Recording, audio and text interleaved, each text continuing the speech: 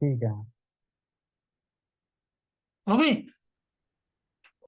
Okay हाँ। तो हम मंगलाचरण करते हैं पहले। ओम अज्ञानतिमिरान्धस्य ज्ञानाञ्जनाशलाकया चक्षुरुन्मीलितं येन तस्मै श्रीगुरुवे श्री नमः। श्रीचैतन्यमनोभीष्टं स्थापितं येन भूतले स्वयं रूपकथा मह्यं ददाति स्वपदान्तिकम्।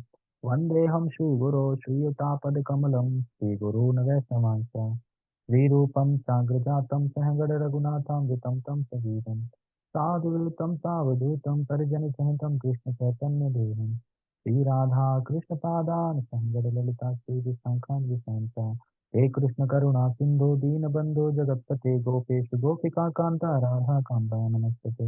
तप्तकाञ्चन गौराङ्गी श्रीराधे वृन्दावनेश्वरी वृषभानुसुते देवी प्रणमामि हरिप्रिये। वाञ्छाकल्पतरुभ्यश्च कृपा सिन्धुभ्य एव च पतितानां पावनेभ्यो वैष्णवेभ्यो नमो नमः। जय श्री कृष्णा चैतन्य प्रभु नित्यानंद श्री अद्वैत गदाधर श्रीवासादि गौर भक्तवृंद। हरे कृष्णा कृष्णा कृष्णा हरे हरे हरे राम राम राम हरे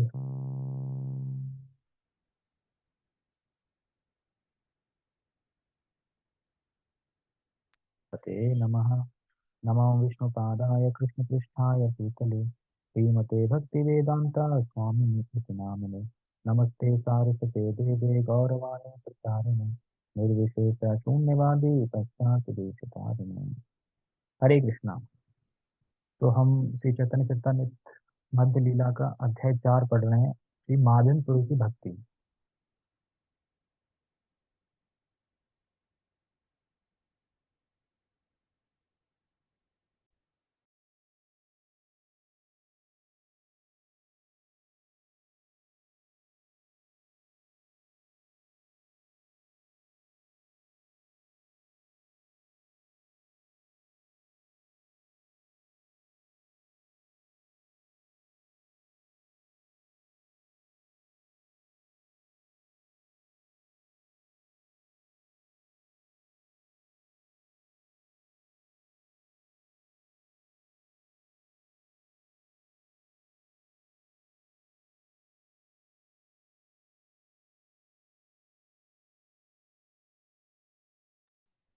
ठीक है। सॉरी, मैं थोड़ा कॉल आ गई थी। तो हम चर्चा कर रहे थे कि किस प्रकार से जो श्री माधनपुरी हैं, जो शुद्ध भक्त हैं भगवान के, और चैतन्य महाप्रभु जब रेमुना से मतलब जब यात्रा करते हैं नीलांचल की, तो रेमुना की तरफ जाते हैं, तो रेमुना को देख के वहाँ पे रुकते हैं और वहाँ पे जो गोपीनाथ थे उनके दर्शन करते हैं। और क्यों वो गोपीनाथ खीर से और गोपीनाथ कहलाए, उसकी वो स्टोरी सुनाते हैं अपने भक्तों को। तो उसमें बताते हैं माधुकरी भक्त थे जो कि वृंदावन आए थे, और वृंदावन से चलते चलते काफी दूर से आए थे, तो वृंदावन आए, वृंदावन से गोवर्धन आए। और फिर एक रात उनको सपना आया कि भगवान कहते हैं कि मैं कुंज में दबा हुआ हूँ, मुझे गांव वालों से मिलके और मुझे बाहर निकालो और मुझे मेरी पर्वत के ऊपर स्थापना कीजिए। तो हमने सुना कि भगवान को निकालते हैं, और भगवान को निकालने के बाद वहां पे भगवान को 900 घड़ों से उनका अभिषेक करते हैं, और नाना प्रकार के जलों से उनका अभिषेक करते हैं, जिसमें पंचद्रव्य था, पंचामृत था, वो सब करते हैं। और उसके बाद अब हमने यहाँ पे समाप्त किया था कि अब फिर भगवान का वो श्रृंगार करेंगे, वस्त्र पहनाएंगे, श्रृंगार करेंगे। तो यहाँ से हम स्टार्ट करते हैं, ठीक है। जय जय श्री चैतन्य जय नित्यानंदा जय द्वैत चंद्र जय गौर भक्त वृंदा। जय जय श्री चैतन्य जय नित्यानंदा जय द्वैत चंद्र जय गौर भक्त वृंदा। ठीक है, तो हम इस श्लोक से पढ़ते हैं। श्री अंगा मार्जन करी वस्त्र पाराइला चंदन तुलसी पुष्प माला अंगे दिला।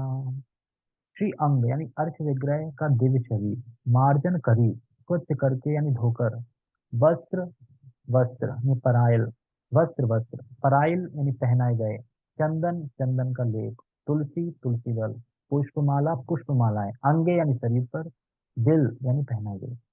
अनुवाद। विग्रह का शरीर स्वच्छ करने के बाद उन्हें सुंदर नए वस्त्र पहनाए गए। फिर विग्रह पर चंदन तुलसी माला तथा अन्य सुगंधित फूलों की मालाएं पहनाई गई। धूप दीप करी नाना भोग लगाईला, दधी दुग्ध संदेशादी यज्ञ किच्छु आईला। अभिषेक संपन्न हो जाने के बाद अर्च विग्रह को धूप तथा दीप अर्पित किए गए और विभिन्न प्रकार का भोग अर्पित किया गया। भोग में दही, दूध तथा अनेक मिठाइयां सम्मिलित थी। तो इससे सीक्वेंस में हम समझ सकते हैं कि किस प्रकार से जब विग्रह का हम स्थापना करते हैं तो विग्रह को सबसे पहले शुद्ध जल से नहलाना चाहिए। शुद्ध जल से नहलाना चाहिए, ऑयल से नहलाना चाहिए। उसके बाद पंचद्रव्य पंचामृत से नहलाना चाहिए और ये सब करने के बाद फिर हम भगवान को अभिषेक होने के बाद फिर भगवान को चंदन, तुलसी, है ना, वस्त्र वगैरह अर्पित करते हैं और फिर उनके बाद उनका भोजन अर्पित करते हैं। तो ये एक विधि है इस तरीके से। तो इस तरीके से अगर कोई स्टार्टिंग में कोई ठाकुर जी को लेके आया, गौर निताई को लेके आया, तो उसको इस तरीके से स्थापना करनी चाहिए जैसे जैसे इसमें बता रहे हैं। अभिषेक संपन्न होने के बाद अर्पित विग्रह को धूप तथा दीप अर्पित किए गए और विभिन्न प्रकार का भोग अर्पित किया गया। भोग में दही, दूध तथा अनेक मिठाइयां सम्मिलित थी। सुवासित जल नवा पात्र समर्पिला, आचमन दिया से तांबूल निवेदन।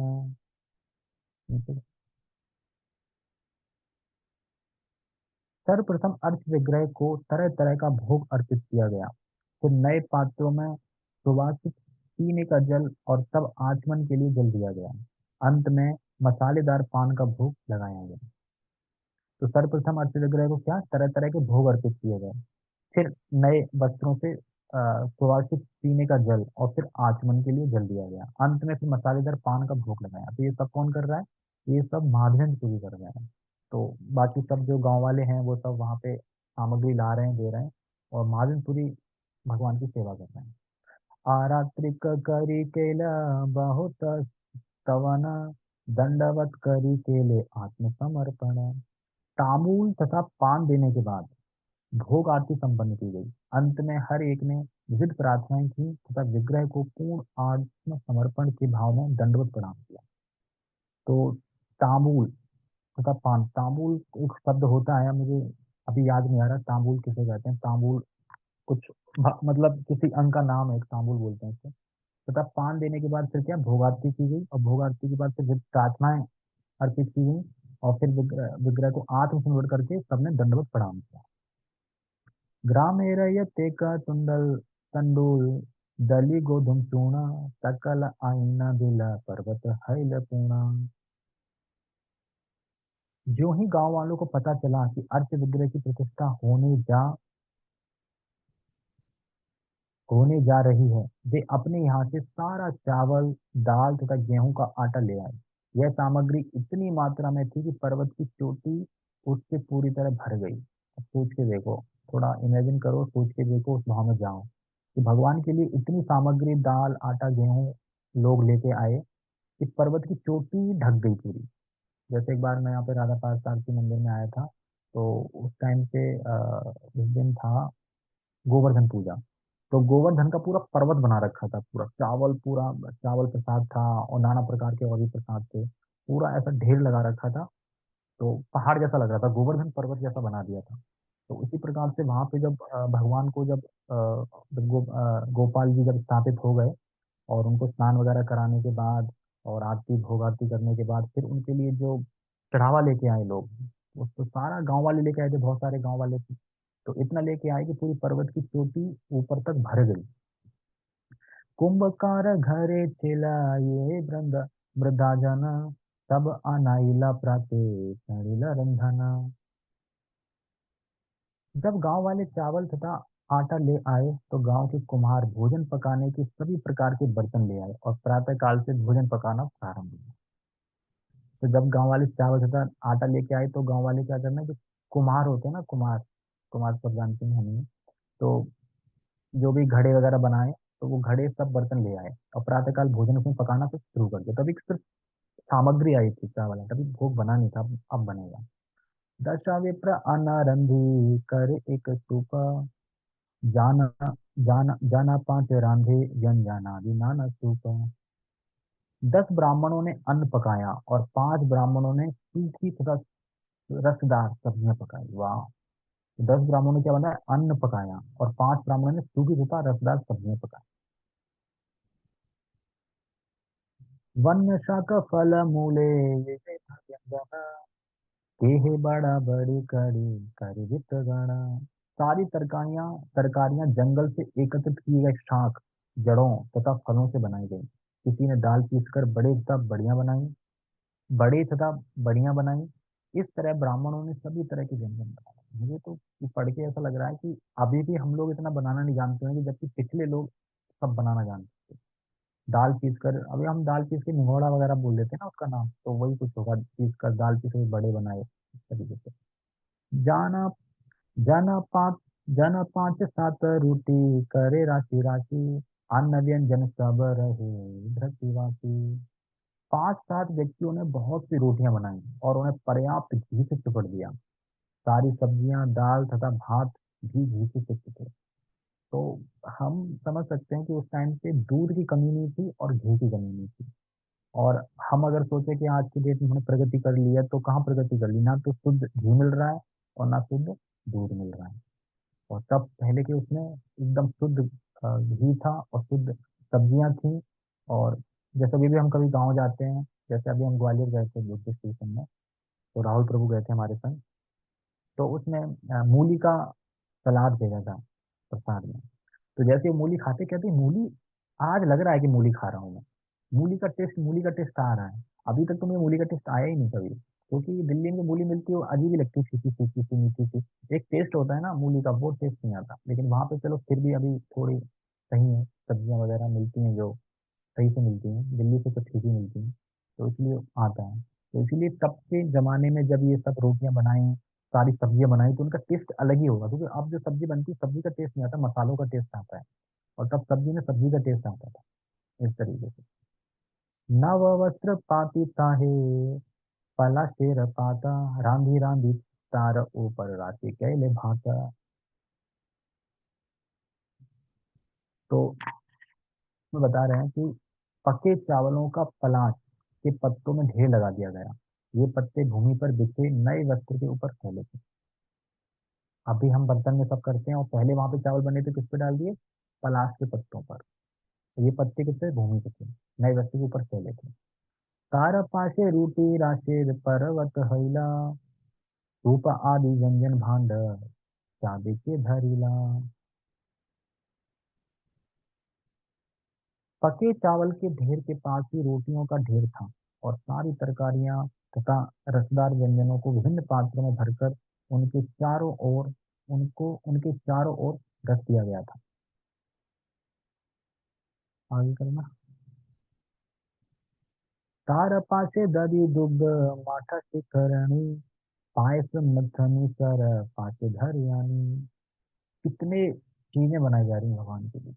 तरकारियों के पास दही, दूध, मट्ठा, शिखरंडी, खीर, मक्खन तथा दही की मलाई भरे पात्र रखी है। हमें अगर ये फीस्ट मिल जाए, खाली ये तरकारियां हो, दही हो, दूध हो, मट्ठा हो, शिखंडी हो, खीर, मक्खन तथा दही की मलाई के भरे पात्र रख दिए गए लाइन से। आप सोच के देखो, ढेर के ढेर ऐसे लगा दिए। आगे करना। इस प्रकार का उत्सव अन्नकूट कहलाता है। तो ये अन्नकूट उत्सव है। तो हम भी अन्नकूट उत्सव मनाते हैं। अन्नकूट उत्सव मनता है शायद जब दिवाली आती है, तो अन्नकूट उत्सव उसी को बोलते हैं, जो गोवर्धन की पूजा का जो बनता है अन्नकूट, जिसमें प्रसाद वितरण हेतु पकाए चावल का ढेर एक रोटी एक छोटी टीले के रूप में लगा दिया जाता है। तो यहाँ पे अन्नकूट उसी को बोलते हैं, जो गोवर्धन पर्वत पे टीले की तरह लगा देते हैं यहाँ पे। उसको अन्नकूट फेस्टिवल बोलते हैं। हे नमते अन्नकूट करीला साजना, पूरी गोसाई गोपाले रे कैल समर्पण। तो यानी कि अन्नकूट, बहुत सारे जो अन्नकूट थे, तो ये अन्नकूट फेस्टिवल मनाया गया। और जो माधनपुरी थे, उन्होंने फिर जो अर्थ विग्रह थे, गोपाल के अर्थ विग्रह, उनको समर्पित किया। इसीलिए कह रहे हैं यहाँ पे, इस प्रकार अन्नकूट उत्सव मनाया गया और श्री माधनपुरी गोस्वामी ने स्वयं गोपाल को हर वस्तु का भोग लगाया। लेकिन भगवान अभी संतुष्ट नहीं होंगे। अनेक घट भरी दिल सुवासित जला, बहुदिन क्षुदाय गोपाल खाइल सकल। पीने के लिए अनेक घरों में सुगंधित जल भरा गया, और भगवान श्री गोपाल ने जो इतने दिनों से भूखे थे, अर्पित की गई प्रत्येक वस्तु खाई। अब आप एक चीज पे विचार करिए कि ये जितनी भी वस्तुएं बन रही हैं, ये सब प्रकृति से आती हैं। तो कहते हैं ना मिट्टी, जमीन, जमीन से ही अन्न आता है, जमीन से ही चावल आते हैं, जमीन से ही सब्जियां आती हैं, सब कुछ जमीन से आती है। आज ही मैं पढ़ रहा था श्रीमद् भागवतम, उसमें बता रहे थे कि भगवान अपने विराट रूप में पूरे जगत में व्याप्त हैं, लेकिन दिखते नहीं। जैसे कि एक माला होती है, तो माला में जो धागा होता है वो धागा नहीं दिखता है, पर बीज दिखते हैं। उसी प्रकार से भगवान इस पूरे जगत में व्याप्त है अपनी शक्तियों से, और खुद भी अपने मतलब अणु मात्र से, अणु शक्ति से, क्षीरोदकशाही विष्णु, करुणोदकशाही विष्णु, गर्भोदकशाही विष्णु, सभी शक्तियां लगी हैं, लेकिन वो दिखते नहीं है। इस ब्रह्मांड में तो दिखते नहीं कहीं से। तो उसी प्रकार से जो पृथ्वी है, जो जमीन है, उसमें सुगंध भी है, यानी गंध भी है, और उसमें नाना प्रकार के कलरफुल, कलर मतलब नाना प्रकार के कलर वाली चीज भी है, मतलब रंग भी है बहुत सारे। लेकिन हमें कभी जमीन पे दिखता है ऐसा? ना जमीन में हमें खुशबू दिखती है, लेकिन नाना प्रकार की खुशबू है। ऐसा नहीं कि जमीन में सिर्फ एक ही प्रकार की खुशबू है, नाना प्रकार की खुशबू है, लेकिन दिखती नहीं है। तो उसमें बता रहे थे कि जितने भी फूल हैं, जब फूल लगते हैं, फूल उगते हैं, तो कोई पीला फूल है, तो ये पीला कलर कहाँ से आया फूल पे? वो पृथ्वी से आया। यानी पृथ्वी में कलर है पीला, लेकिन हमें दिखता है? नहीं दिखता है। तो पृथ्वी से पीला आ रहा है, लाल आ रहा है, नीला आ रहा है जो फूल है, और उसमें जो सुगंध आ रही है विभिन्न विभिन्न प्रकार के, तो वो फूल में कहाँ से आई? वो खुशबू पृथ्वी से ही आती है, लेकिन हमें वो दिखती नहीं। तो इसी प्रकार से भगवान पूरे ब्रह्मांड जगत में व्याप्त हैं, पर हमें दिखते नहीं, इस तरीके से समझना चाहिए। इसीलिए यहाँ पे कह रहे हैं ना, सुगंधित अनेक जल भरा गया, सुगंधित जल। यद्यपि गोपाल सब अन्न व्यंजन खाइला, तारा हस पर से पुना तेने न हईला। यद्यपि श्री गोपाल ने भोग लगाई गई गोपाल यद्यपि श्री गोपाल के भोग लगाई गई सारी सामग्री खाली थी, फिर भी उनके दिव्य हाथ के स्पर्श से हर वस्तु पूर्ववत बनी रही। ये बहुत से लोग बोलते हैं ना कि आपके आप भोग लगाते हैं भगवान को, खाते हैं भगवान? नहीं खाते हैं, जितना आप रखते हो उतना छोड़ देते हैं, कहाँ खाते हैं? तो देखो यहाँ पे कह रहे हैं भगवान कि उन्हें भोग लगाई सारी सामग्री खाली, लेकिन उनके दिव्य हाथ के स्पर्श से क्या हुआ? जो जैसी सामग्री थी पूर्वत वैसी बनी रही, यानी खा भी ली और वैसी बनी। तो ऐसा ऐसा कौन कर सकता है? तो भगवान ही कर सकते हैं। इसमें तात्पर्य बता रहे हैं, नास्तिक लोग समझ नहीं पाएंगे कि किस तरह पूर्ण पुरुषोत्तम भगवान अपने अर्थ विग्रहों के रूप में प्रकट होकर भक्तों द्वारा अर्पित सारा भोजन खा सकते हैं। भगवद गीता में कृष्ण कहते हैं, पत्रम पुष्पम फलम तोयम यो मे भक्त्या प्रयच्छति तदहम भक्त्या प्रत्य नाम तदहम भृत्यु प्रतस्मृणामि प्रयात्मना। यानी इसमें कह रहे हैं पत्रम, यानी भगवान को क्या क्या चाहिए? भगवान कहते हैं मुझे पत्र पुष्प फल चाहिए। भक्त्या प्रयच्छति, एक भक्त जब देता है, तद हम मतलब मैं, भक्त्या जब भगवान का भक्त प्रेम से उस चीज को देता है, तो अश्नामी, अश्नामी का मतलब होता है भगवान खाते हैं उसको, प्रेतात्मना। यदि कोई प्रेम तथा भक्ति पूर्वक मुझे पत्ती, एक फूल, फल या जल भी अर्पित करता है, तो मैं उसे स्वीकार करता हूँ, क्योंकि भगवान पूर्ण है। अतः वे अपने भक्तों द्वारा भोग लगाई गई हर वस्तु को खाते हैं, फिर भी उनके दिव्य हाथ के स्पर्श से सारा भोजन पूर्वक बना। देखो भगवान दिव्य हैं, यानी भगवान इस तरीके से खाते हैं और खाने के बाद पूरा भी रहता है, इसीलिए भगवान है। केवल गुण में अंतर आता है। कैसे गुण में अंतर आता है? भोग लगाने के पूर्व भोजन कुछ और होता है, और भोग लगने के बाद उसमें दिव्य गुण आ जाता है। ये तो हमने सबने ही महसूस किया होगा, जब हम टेम्पल में प्रसाद पाते हैं, तो उसमें एक अलग ही टेस्ट होता है प्रसाद में, कैसा भी हो। पर जहाँ भी पाते हैं, जैसे वृंदावन जा रहे हैं, मायापुर जाते हैं भक्त, अभी प्रयागराज भी गए थे, तो वहां पे भी हमें जिस तरीके से प्रसाद मिला था, उसमें अलग ही टेस्ट था। हालांकि पनीर नहीं थी, लेकिन पनीर से भी अच्छा टेस्ट था सब्जी का। तो जरूर नहीं कि पनीर ही अच्छी होती है, पनीर से बहुत सारी सब्जी होती है जो बहुत अच्छी होती है। तो क्यों गुण बदल जाता है? पहले वो प्रसाद था, अब पहले वो भोग था, अब भगवान ने भोग लिया, और उसके बाद वो प्रसाद बन गया, तो भगवान ने अपना गुण डाल देते हैं उसमें। तो भगवान जब किसी चीज को स्पर्श कर लेते हैं, तो वो चीज दिव्य हो जाती है, यानी स्पेशल हो जाती है, तो उसमें गुण आ जाता है, उसमें टेस्ट आ जाता है। भोग लगाने के पूर्व भोजन कुछ और होता है, भोग लगने के बाद उसमें दिव्य गुण आ जाता है, क्योंकि भगवान पूर्ण है, इसलिए खाने के बाद भी वैसे के वैसे रहते हैं। पूर्ण से पूर्णमादाय पूर्णमदाय पूर्णमेवावशिष्यते, ईशोपनिषद में। कृष्ण को भोग लगाया गया भोजन गुण में कृष्ण जैसा ही होता है। जिस प्रकार कृष्ण अवयव अर्थात नष्ट ना होने वाले हैं, उसी तरह उनके द्वारा खाया गया भोजन उनसे अभिन्न है और वह पूर्ववत बना रहता है। इसके अतिरिक्त कृष्ण अपनी किसी भी दिव्य इंद्रियों से भोजन कर सकते हैं। ब्रह्मा जी ब्रह्म संहिता में बताते हैं कि ऐसा नहीं है कि भगवान हाथों से ही खाएंगे। जैसे कुछ लोग होते हैं ना, मुंह पे लगा देते हैं, ऐसे करो मुंह पे, जब भोग लगाएंगे तो मुंह पे टच कर देंगे, मुंह पे लगा देंगे, मुंह से नहीं खाते। भगवान अपनी किसी भी इंद्रियों से खा सकते हो, आंखों से खा सकते हैं, पैरों से खा सकते हैं, चरणों से खा सकते हैं, किसी भी अंग से ग्रहण कर सकते हैं। इसीलिए बस हमें प्रार्थना करनी चाहिए गुरु और वैष्णवों से कि जो भी मैं बना पाया हूँ, मैं अपने हिसाब से, मैं रूखा सूखा जो भी बना पाया हूँ, बस आप उनको ऑफर करिए प्रेम से।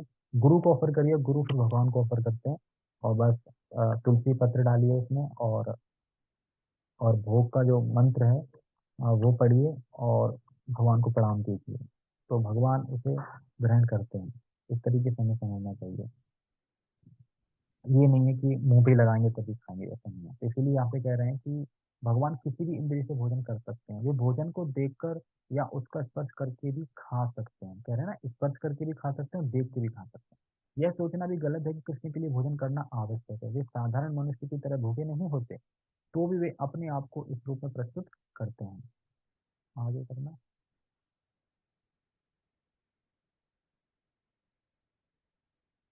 मानो भूखे हों।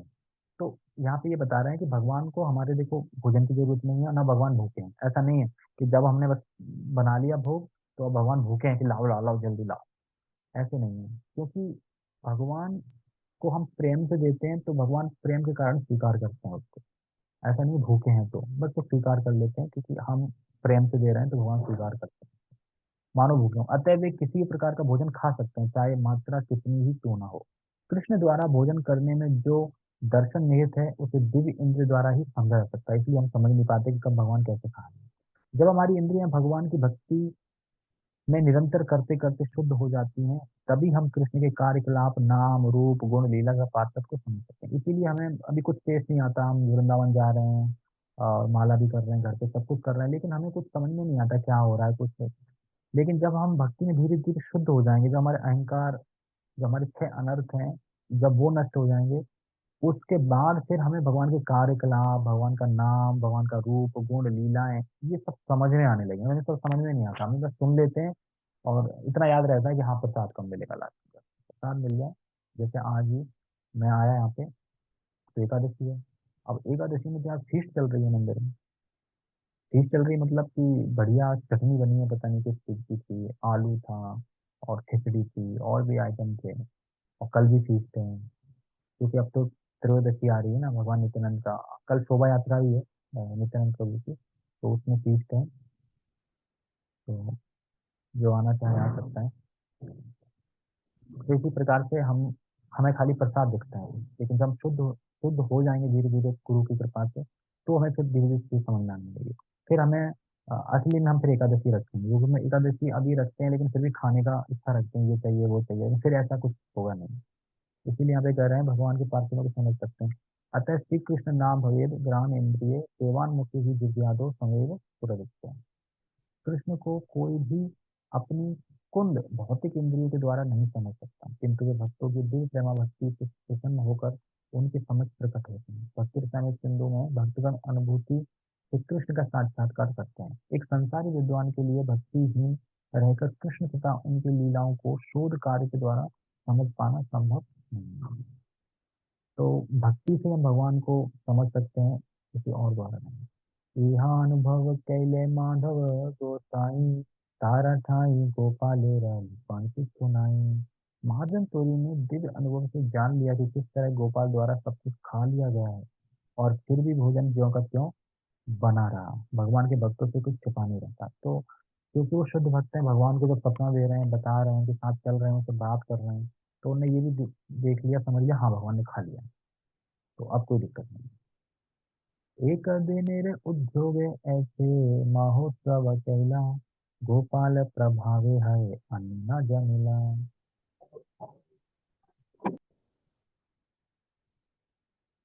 किसी का म्यूट खुला है।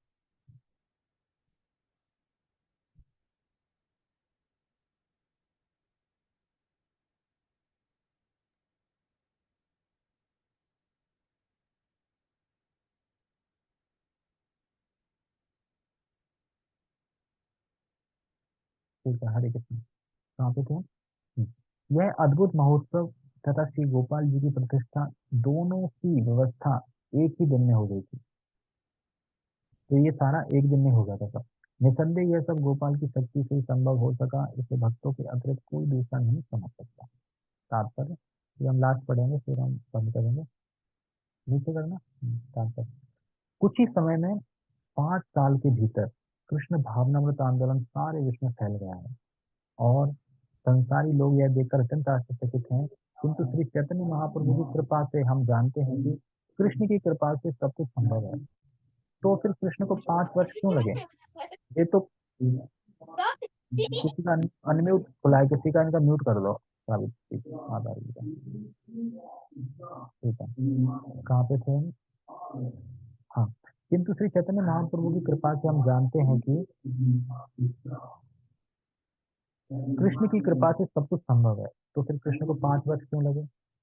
ये तो 5 ही दिनों में अपने नाम तथा यश को सारे विश्व में जंगल की आग की तरह फैला सकते हैं। जिन लोगों की कृष्ण के प्रति श्रद्धा व भक्ति है, वे समझ सकते हैं कि यह सब श्री चैतन्य महाप्रभु की कृपा से कितने अद्भुत ढंग से घटित होते हैं। हम तो निमित्त मात्र हैं। कुरुक्षेत्र भीषण युद्ध में अर्जुन मात्र 18 दिनों के भीतर ही विजयी हुआ, क्योंकि उस पर कृष्ण की कृपा थी। यत्र योगेश्वर कृष्णो यत्र पार्थो धनुर्धरा, तत्र श्री विजयो भूति ध्रुवा नीति मतिर्ममा। जहाँ भी योगेश्वर कृष्ण है वहाँ, और जहाँ भी सर्वोपरि धनुधर अर्जुन है, वहीं ऐश्वर्य विजय अद्वितीय शक्ति का नेतृत्व रहती है, मेरा मत है। तो ये सब क्यों बोल रहे हैं प्रभुपाद? प्रभुपाद जी बोल रहे हैं कि जैसे इस्कॉन जब स्थापना करी, तो इस्कॉन को पूरे संसार में फैलने में 5 साल लग गए। तो क्यों 5 साल लगे? क्योंकि भगवान चाहते तो एक दिन में ही फैलाते थे। तो ये चैतन्य महाप्रभु की कृपा है, जो कि जिस तरीके से फैला है कि लोग भक्त बनने समझे, नहीं तो फिर जादू सा लग जाएगा ना इस तरीके से। तो बता रहे हैं कि यदि हमारे कृष्ण भावनामृत आंदोलन के प्रचारक कृष्ण के निष्ठावान भक्त बने, तो कृष्ण सदैव उनके साथ होंगे, क्योंकि वे अपने सभी भक्तों पर अत्यंत दयालु तथा उनके अनुकूल रहते हैं।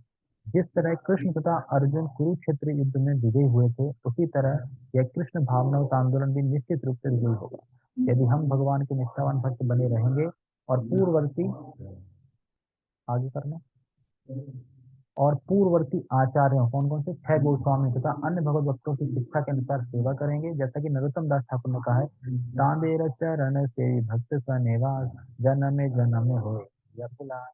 कृष्ण भावनावत के भक्तों की यही आकांक्षा होनी चाहिए कि सदैव भक्तों की संगति में रहें। तो ये मेन कंक्लूजन बता रहे हैं क्लब कि कृष्ण भक्त जो हैं, उनका हमेशा एक अभिलाषा होनी चाहिए कि बस भक्तों का संग मिले। इसीलिए तो ये संडे प्रोग्राम मंदिर में चलाया जाता है, नाम हर्ष चलाया जाता है, यात्राएं निकाली जाती हैं।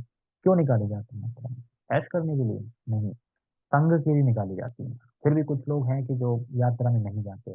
देखो, घर पे बैठ के हम कभी भक्ति में बढ़ नहीं पाएंगे आगे, हम वहीं के वहीं रह जाएंगे, हो सकता है और पीछे चले जाए। भक्त संग सबसे बड़ी शक्ति है, तुम्हें भक्त संग में आना चाहिए। मतलब हफ्ते में एक दिन संडे मंदिर आना चाहिए, भक्तों से मिलना चाहिए, दर्शन करने चाहिए, सेवा करनी चाहिए, प्रसाद पाना चाहिए, ये सब करनी चाहिए। और साल में कम से कम 2 बार नहीं जा पा रहे तो एक बार तो धाम जाना चाहिए। हालांकि मैंने प्लान बनाया था मार्च में वृंदावन जाने का, लेकिन वो कैंसिल हो गया। क्यों कैंसिल हो गया? क्योंकि भक्त कोई है ही नहीं जाने वाला, किसी ने मुझे रिप्लाई नहीं किया कि हाँ चलना है। तो अब प्रभु जी ले जा रहे हैं हमें वनडे में। तो अब प्रभु जी वनडे में ले जा रहे हैं, तो उसमें माता जी से अलाउ है नहीं।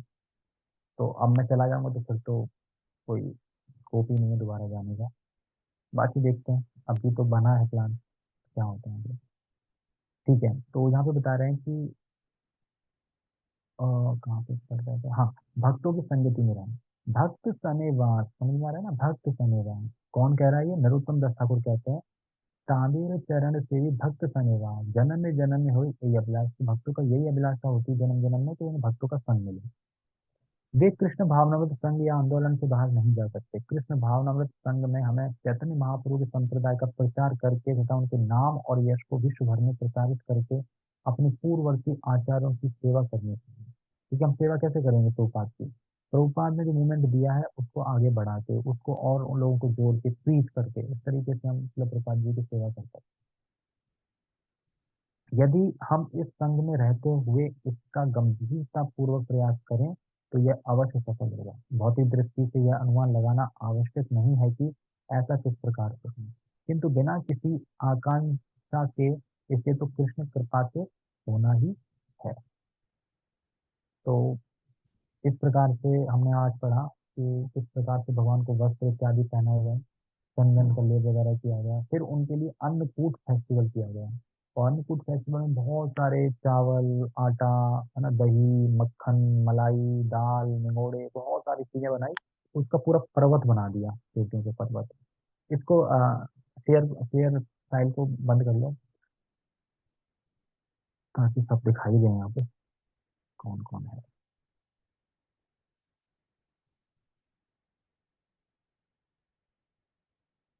है नहीं क्या? शेयर बंद कर लो, हाँ ठीक है।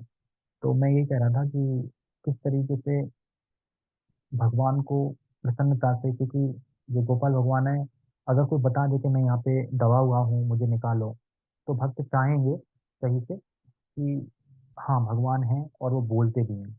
तो लोग और मतलब उनकी आस्था बढ़ जाएगी, श्रद्धा बढ़ जाएगी, और लोग फिर उस हिसाब से उनको करेंगे। क्योंकि अभी तो हम ये सोचते हैं यार ये पत्थर हैं भगवान या मेटल के हैं, आप पता नहीं खा रहे हैं कि नहीं खा रहे हैं, लेकिन वो लोग भगवान कभी बोल दें आपसे, अरे आज मुझे आपने खीर नहीं दी, तो फिर सोचो आप खीर जो बनाओगे फिर वो क्या बनाओगे, ऐसा लगे किसी व्यक्ति को खिला रहे हो।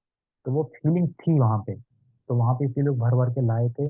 और जो अपने सिमाधन पुरी थे, उन्होंने ये जान लिया कि भगवान ने खा लिया है, लेकिन भगवान के स्पर्श से वो जैसा था वैसे के वैसे ही रह गया। तो वो सारा अन्नकूट फिर गांववासी खाएंगे पाएंगे। और आगे इसमें कथा और आएगी कि आगे चल के फिर काफी टाइम बाद, 5 साल के बाद, फिर मादनपुरी को फिर सपना आएगा, और उसमें भगवान बोलेंगे कि मैं अभी भी गर्मी से जल रहा हूँ, अभी भी मुझे ठंडक नहीं पड़ी है। आप एक काम करिए, वहां चले जाइए, कौन सा स्थान है जहाँ से चंदन लाना है, अब मुझे वो स्थान एकदम याद नहीं आ रहा। तो वो बहुत दूर है वहां से। और मादनपुरी भी ये नहीं कहेंगे भगवान कैसे जाऊँ, ट्रेन चल नहीं रही है, बस चल नहीं रही है, कैसे जाऊँ मैं, तुरंत चल देंगे। यानी भगवान जो इंस्ट्रक्शन देते हैं तो भक्त सोचता नहीं, फिर सीधा उस पर कार्य करता है, इस तरीके से। तो आप सब लोग आइए, अभी टाइम क्या हो गया वैसे? हाँ 8:58 बज ही गए हैं। तो मैं यहाँ पे आया था आज मंदिर बेस में, तो टाइम मिल गया यहाँ पे, क्योंकि प्रभु जी हैं वो थोड़ा लेट आते हैं। तो मैंने कहा फिर टाइम वेस्ट करके क्या फायदा, क्लास कर ही लेते हैं। ठीक है, आप सब लोग आए, किसी को कुछ बोलना है या किसी को कुछ मैं पूछूं? एक सेकंड, रेखा माता जी को अनम्यूट करना।